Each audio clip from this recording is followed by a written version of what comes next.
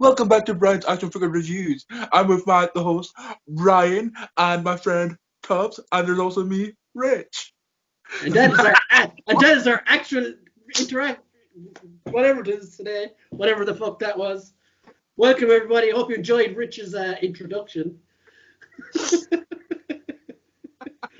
Thought we'd try something different, like we're on episode 22. We might as well change it up every so often. Fuck it, why not? So, Rich, tell us, in that voice preferably, what match are we reviewing today? 22, and I believe it's going to be Royal Rumble. I don't know, it's Triple H versus Cactus Jack on a street match picked from I do not know. First off, that's the comments from last week. I believe there's one from Paddy. Keep up the good work, boys. I don't know what the rest else said. Probably about Tubbs rubbing on him and something. And there's another comment as well. I think he said, keep up the good match, up the good work. But I don't know what else said, but Brian replied to him. So, Brian, if you'd like to take over and tell us what the comments were said from last week. Thank you. Well, there wasn't many comments last week, so we're just going to fire on with this week's show. Tubbs, why did you pick this match for us? I didn't pick this match. Boogie Bot picked this match. AKA That's the one. Hold on a second. So, Phil picked that for us. He commented you, wasn't it? The what? He commented you. He messaged you, like, wasn't it? Yes, yeah. He private texted me and said we should do this match. So, this was another person's pick. This was a viewer's pick of choice. But Cactus Jack versus Triple H Royal Rumble 2000, which was basically fucking a grudge match that built up and in the rise of Mr. Helmsley, wasn't it? Yeah, the height of the McMahon Helmsley era. Yeah. Era of the big nose. Yeah, it was. I mean, and correct me if I'm wrong. And as I said, if I get anything wrong in the comments, the boys will either correct me or people viewing the video will in the comments. But I think this match was, and this whole Royal Rumble and this match, everything else built to a McMahon in every corner for WrestleMania. That crap four-way match, wouldn't it? Yes. And Foley came back for that because of it. And if you remember, after this match, they did the Hell in a Cell. Mm. So the long and short of it is, in and around this time period, Mick Foley had become the watered down kind of, happy-go-lucky, fun version of the Mankind character that he was back in the early 90s, where he was in the boiler room and he was a lot more like Joe, demonic and evil. But he was just more of a good guy now. And Triple H kind of was, pushing his buttons and taking him out in every case he could. And then basically they beat the shit out of him and fired him, I think, because they were the McMahon Helmsley regime. They were running the show.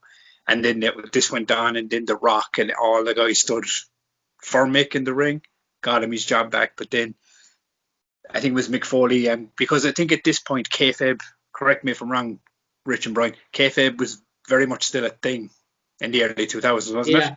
The WCW hadn't died out yet or not, like they were still around. So kayfabe was a thing.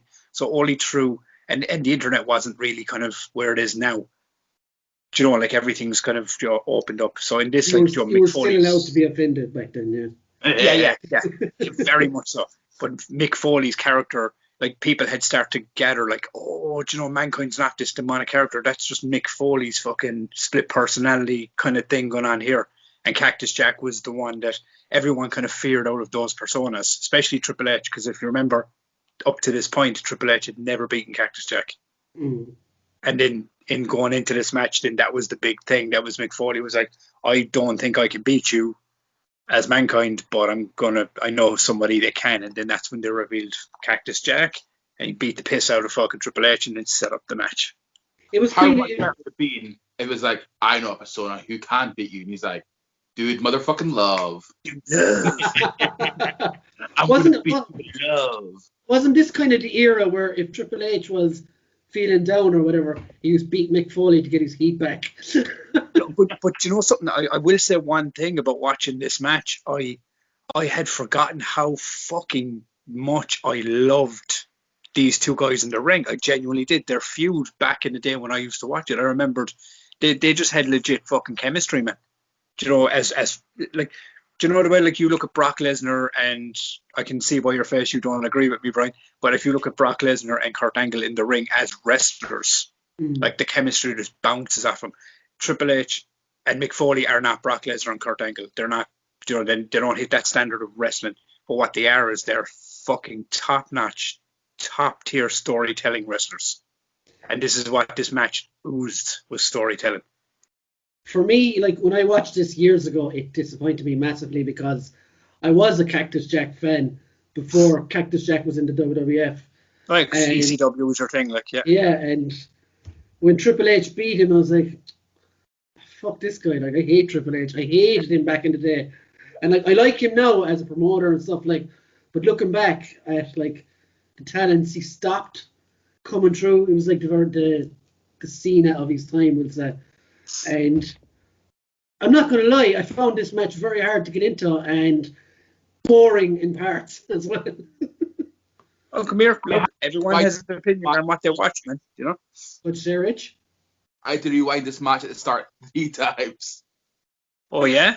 So fucking distracted. I was just like, oh shit, I'm meant to be watching this match to review it, so they rewind it 3 fucking times. That's how bad the start of this match was.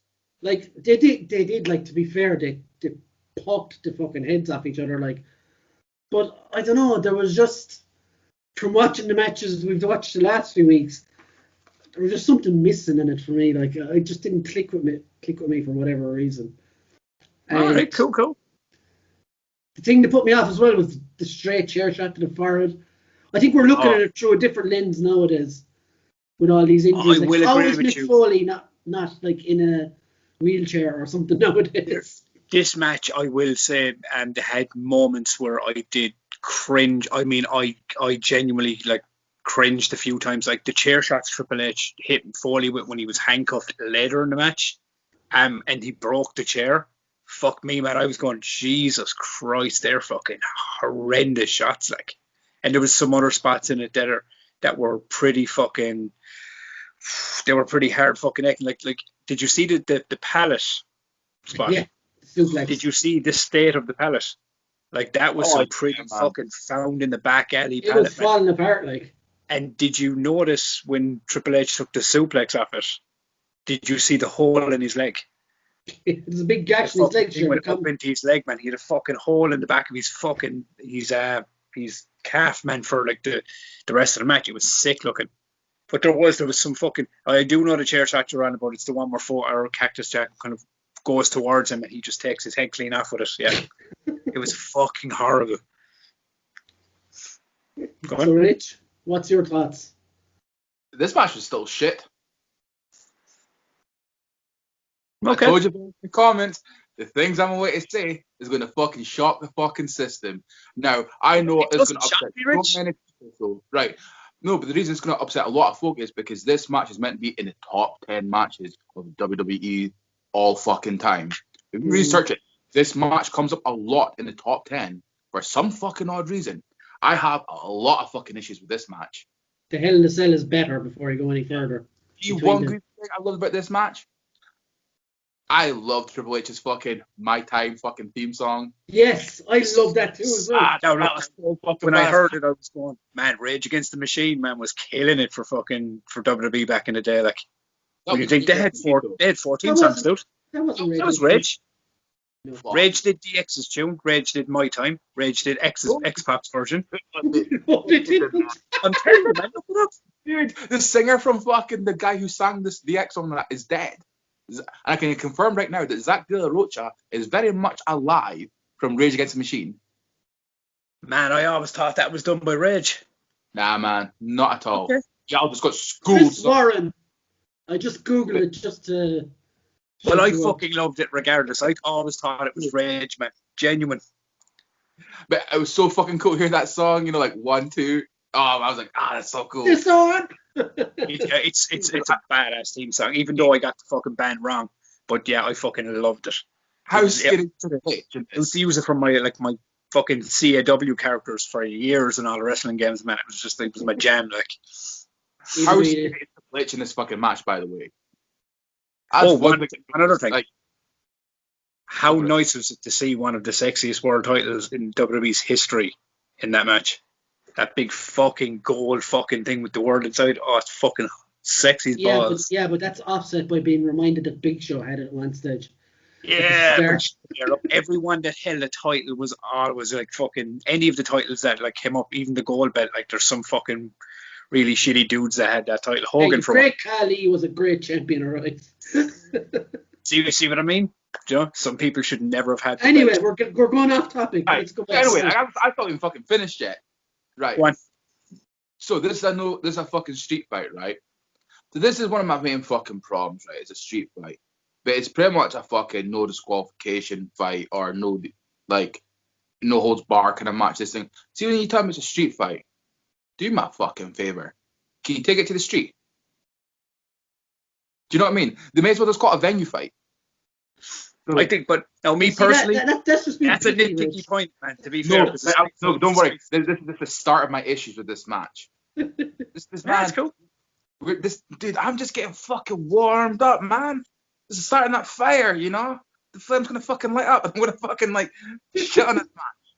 Like, I don't know, man. Like this, like I say, the start of this match, like I had to rewind like 3 times. I was so fucking distracted. I just felt like there's history in this fucking build up to this fucking match. So it should have started off fucking more brutal than it actually was. Yeah, like Mick Foley doing the whole Cactus Jack, doing the whole fucking like mind games thing. But dude, just fucking like you got fired and shit. Dude, be going for fucking blood straight away. Like there's just too many problems. Like, there was like that bit, like see when Triple H fucking runs into the referee, knocks out the referee, and they're like, oh no, the referee's fucking knocked out. It makes no It shouldn't fucking make a difference, exactly. It makes no fucking difference in this match, kind of thing. It doesn't, you know. So why the fuck did they make a big deal out of that? We're gonna talk about the actual street fight and the fucking botches in the street fight already, boys.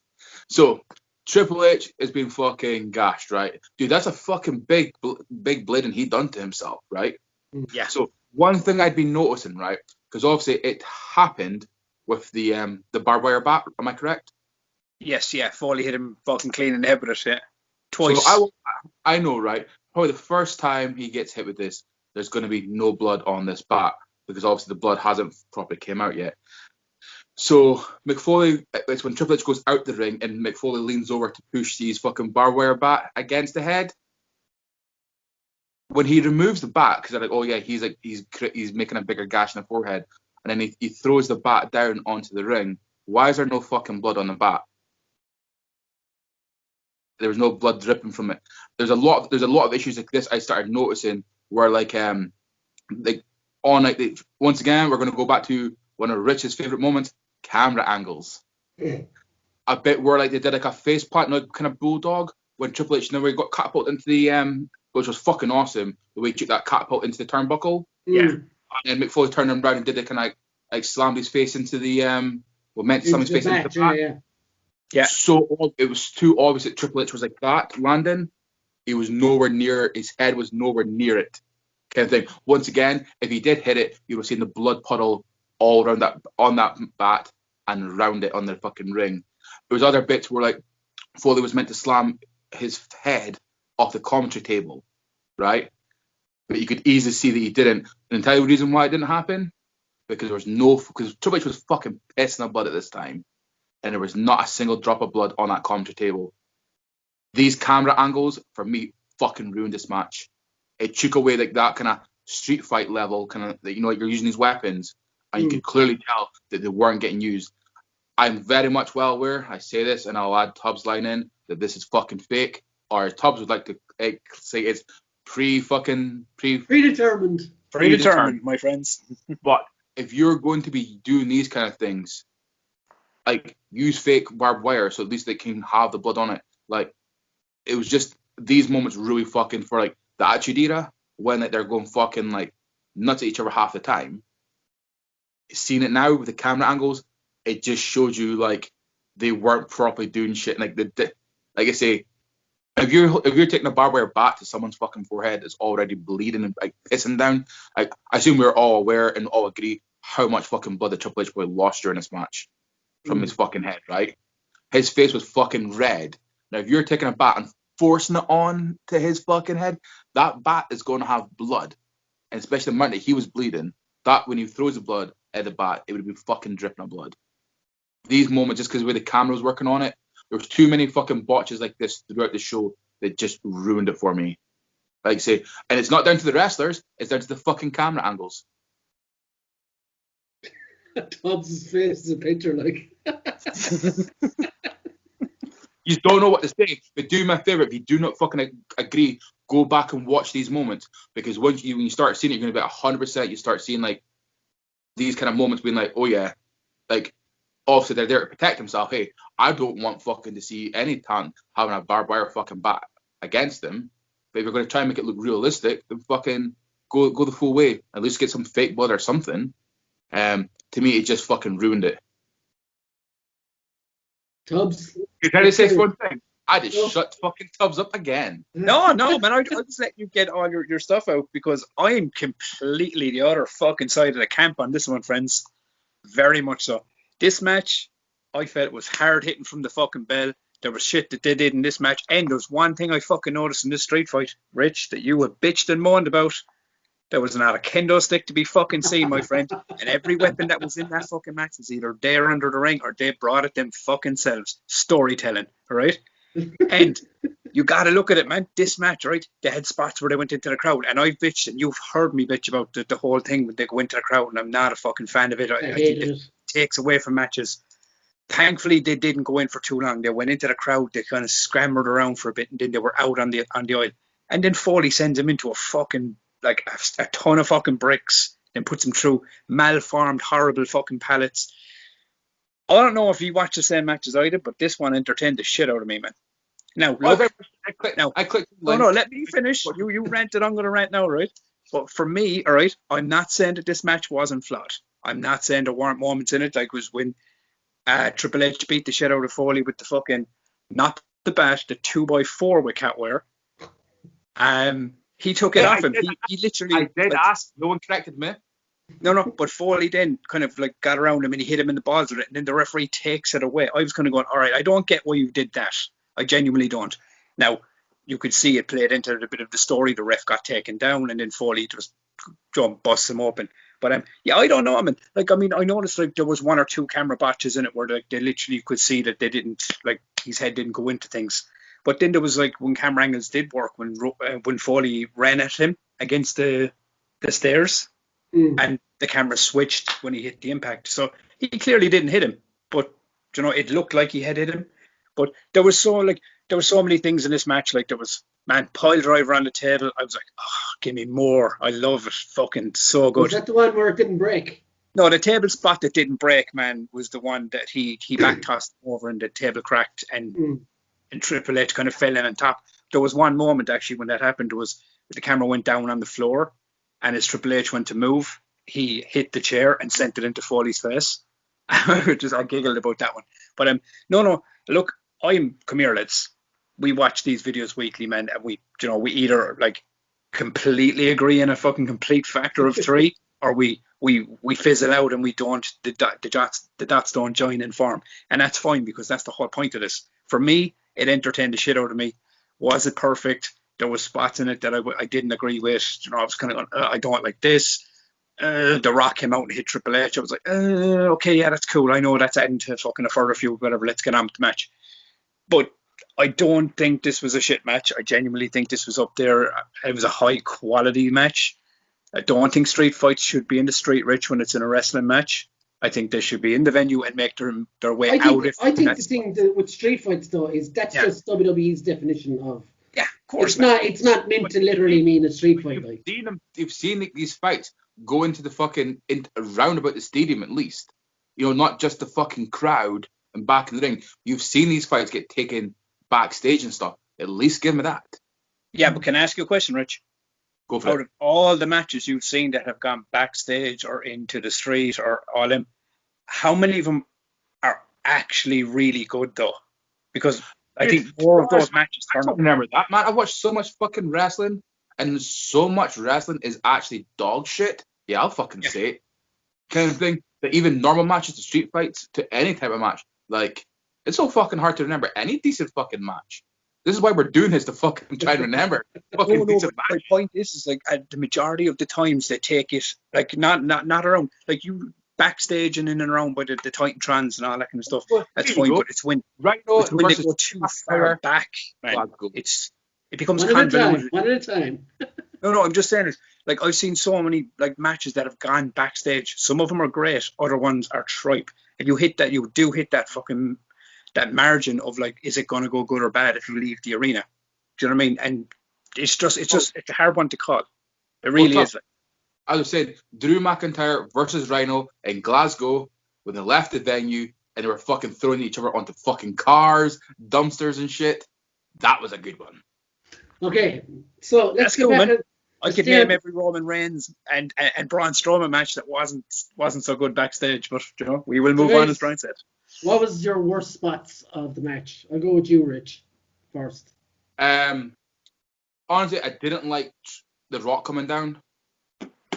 I didn't like that. I almost felt like Triple H would have suited Triple H more to have someone intervene the match. Do you know what I mean? It suited that character more than for like, because obviously he was still with DX at the time, wasn't he? Yeah. Yeah. So it would have made sense for someone from DX to like intervene and help out. One thing that really pissed me off, and I'm very curious with, right? How did that cop have the exact key to fit that pair of handcuffs? What are the chances of that, boys? Storytelling, man. Universal handcuffs. I got a fucking skeleton key, motherfucker. But what are the chances of that being like? Did they nick his handcuffs and that's why he had the keys for those handcuffs? I'm just curious. I'm just curious, you know. But that's me just fucking taking the piss now. But I didn't really like the whole Rock part coming down. It just, to me, but there was a bit, right? It's not really my worst spot, but it could have been a fucked up spot. Like a bad fucked up spot. It was a reversal on the English commentary table when Mick Foley gets flipped over. So you see the referee pull the first fucking monitor out, but they leave the last monitor in. See if Mick Foley was about like 2 inches for like, thrown furthermore, he would have landed on that fucking monitor. Like proper split himself, right? Like those boys know better to fucking, if you're going to do shit on that table, to get those monitors. The fact that the referee had to fucking shift things for, was it like 2 or 3? So he moved at least 1 or 2 of them. There was still that last one at the side. Man, like, see, when I seen that, I was like, ooh, that could have been fucked. That, oh, I don't know, man. That kind of gave me a bit of a shiver. Imagine landing on a monitor. Like, you know what I mean? Like, as fake as this gets, man. You can't fake landing on that kind of shit. Like, that's fucking solid. So, like, The Rock coming down was probably one of my least favorite moments of this, and a slow start. Okay, for me, my low points were, I agree with you, Rich. The Rock coming down was pointless fan service, is what I call it. I don't see the need. Like, it's a street fight, but also, like, Stephanie interfering as well. Just fuck off, Stephanie. The question, right, for the character of Cactus Jack, right? Mm. Do you personally think his persona, everything, that he needed The Rock? Me personally, I would have thought Cactus Jack don't need fucking shit. Cactus Jack's persona would have turned around and slapped The Rock as well. This is my point. So, like, having The Rock, The Rock was almost like putting himself over. Yeah, that's what I mean. Pointless fan service. That's exactly what it was, dudes. Because if you remember, it was after this, The Rock had beef with Triple H because of all the shit that was going down, and that was him kind of like giving him a slap in the face. It was like me personally, I agree. I could have done without it. It was kind of just there to build a story. It shouldn't have been in the match. But I understand why it was there. It was story building arc. You know, they were building onto that because that's where it was moving forward to that 4-man match. So they were building all these little things. If you see even at the end of the Royal Rumble, the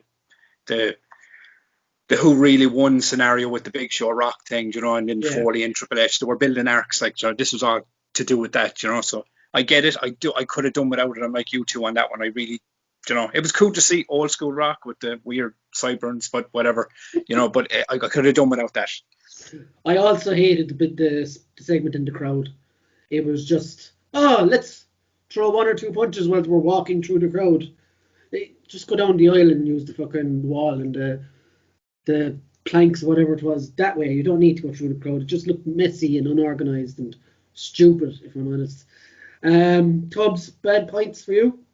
My bad points of the match were I wasn't like, as I said, look, you already said The Rock, coming out. I didn't really feel that was necessary. I didn't feel that was needed for this kind of a match. It could have happened, the night after on a Raw or something. Yeah. It didn't need to be here for the match. But the referee taking the weapon away kind of annoyed me. I was kind of going, I don't like. I get why you're doing it. You're setting up for a point here. But at the same time, the point that taking that away just so you could get taken out, and Foley nails.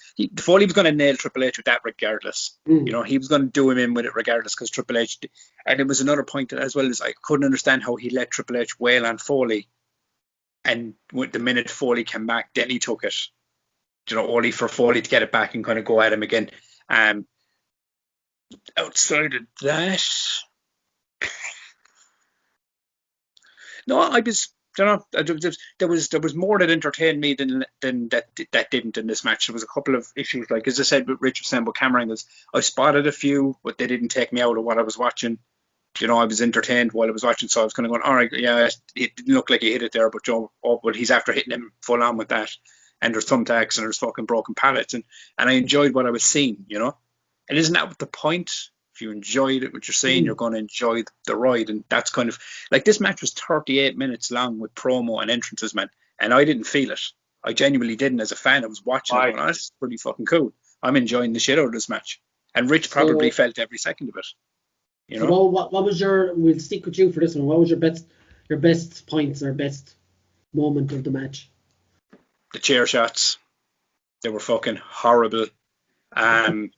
Mick Foley taking that fucking, how the guy can walk after doing the spot in every fucking match is beyond me. But when he takes that, upper fucking thigh fucking bump into the steps and over the table, the pile driver on the table, man, that was my highest spot.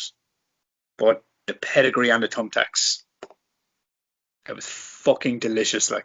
Like for me, I could have picked any one of the barbed wire 2x4 moments, but I felt it was overused, so they all kind of are similar and melded into one. But for me, the face first pedigree into the thumbtacks was fucking sick. Yeah, it was. It was a good way to put him down as well. Another good point was Cactus Jack actually getting back his heat into the match, and actually lettering Triple H after the match, so he wasn't completely undercut, because I felt all through this match Mick Foley was really undercut. Do you think so? I thought Foley took him to the majority of this match. By The Rock having to come out and help him, and he still fucking lost.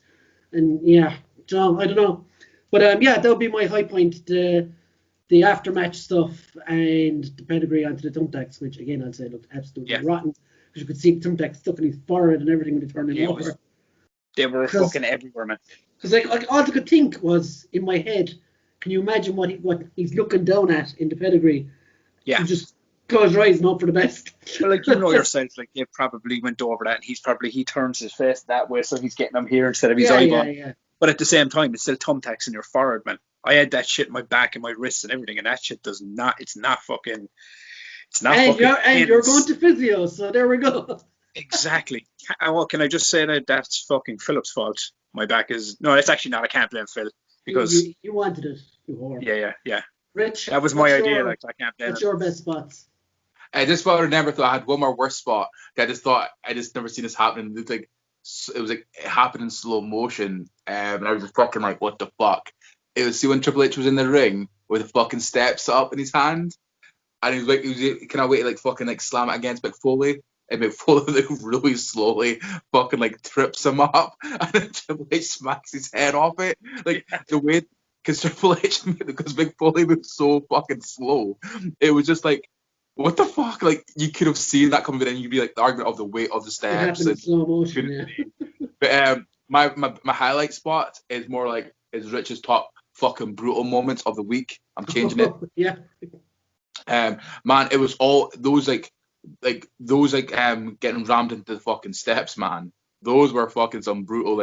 Obviously seeing Mick Foley do it the first time, and then when Triple H, I think twice Triple H put Mick Foley into the steps. He did the swing over and got the back of Judd. He reversed it and swung him over. Yeah. And the guy was just sitting there being that's fucking brutal.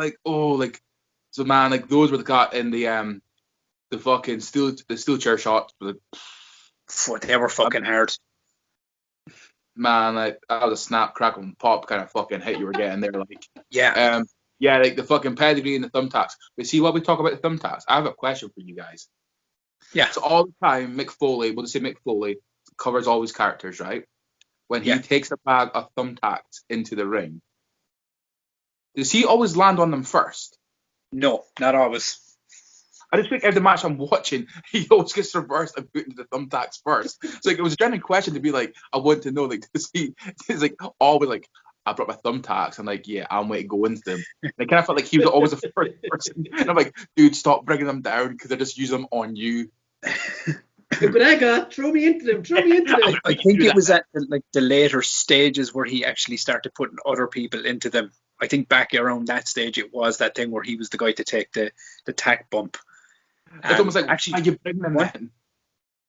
It's okay, guys. Can I add one more spot? Actually, I just literally remembered it there. I don't know if you remember seeing it.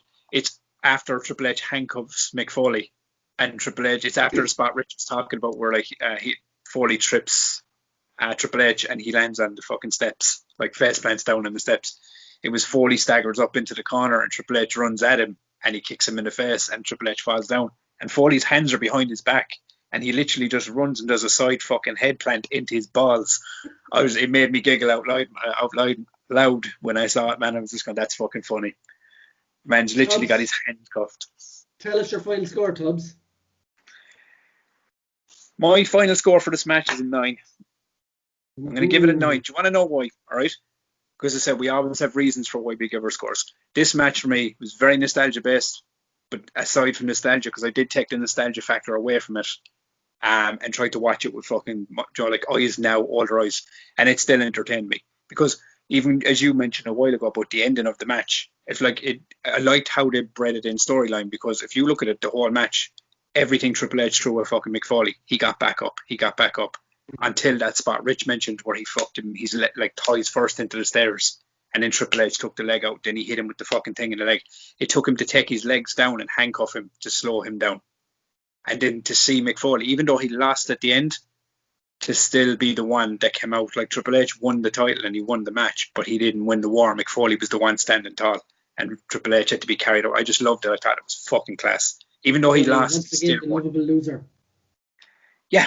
I mean, that image at the end where Foley's just up like with the tacks and he's forward and holding his hand up, I was like, that's as you said before, I would have loved Mick Foley to win it, but I think storyline purposes attached to whatever was going on with this feud and building, Triple H was the man to win and go forward because he was the one rising up. Because if you remember, Foley was starting to run his in-ring career down at this point. He really was. Like, I remember it was that, so it was like, so that the obvious choice was for Triple H to be the guy to go forward because Foley was starting to wind down. But in saying that, I still looked at it at the very end of this match and was like, all right, you lost, but you won that war. And this was a war. Like, remember we said it before? When people walk out of the ring and they're bludgeoned, they're battered, and they're direct, and it looks like they've had a fight. These two, for me anyway, did look like they had a fight. Triple H was destroyed by the end of this match. And can I ask you a question, right? Yeah, was the next pay-per-view they fought at Hell in a Cell? Yeah, they fought Hell in a Cell after it. Because if you remember after it, he it was I can't remember the exact promo, but the promo that came out of this was like, you're gonna have to physically kill me. It was his last chance or something. And that was the stipulation. He says, Triple H put it in as like, if I beat you, then you're done. And that was the Hell in a Cell match, kind of rematch thing after it. But yeah, so I give it a 9, boy. So I'm going to tie my score into what I just asked you there. The way we often say who the right winner is and stuff. Yeah. So I'm going to give it a 5.5. Okay. Because it didn't hold my attention as much as it should have, I don't think. I found it long, overly long as well. And as I said, I was a big Foley fan, and I feel like he got a little bit of a raw deal here, especially knowing that they're going into a rematch in Hell in a Cell and a 4-man WrestleMania main event. You could have very easily given him the title there and made him look better. But they did what they did because Triple H was fucking the boss's daughter. Let's not go there. It's 5.5 for me. So, Rich? 4. Oof, I thought I was being generous.